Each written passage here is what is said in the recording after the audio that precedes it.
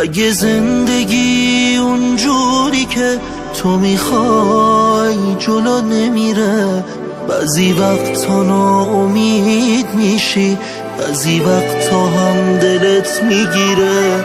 اگه تو دلت خیلی غمه، توی زندگیت یه نفر کمه، خدا داره امتحانت میکنه مثل همه. خدا بزرگه، خدا بزرگه، خدا بزرگه، خدا بزرگه، خدا بزرگه، خدا بزرگه،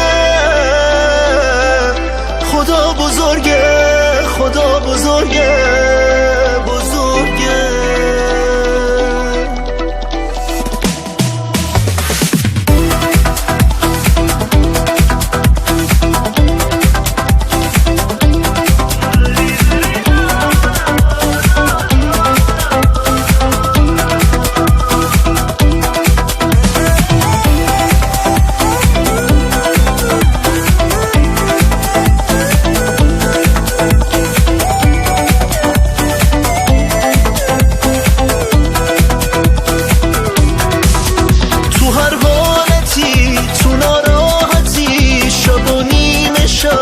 تو هر ساعتی خدا هوا تو داره.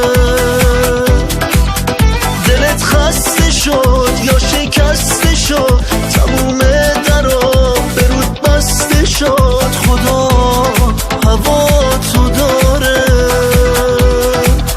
اگه کل این دنیا وایساد سرود، یه لشکر غم اومد درست رو برود، نرسیدی هیچ موقع به آرزوت، خدا رو صدا کن.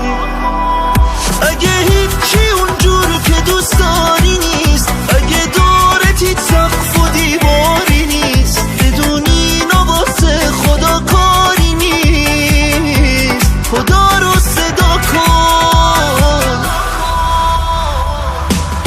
خدا بزرگه،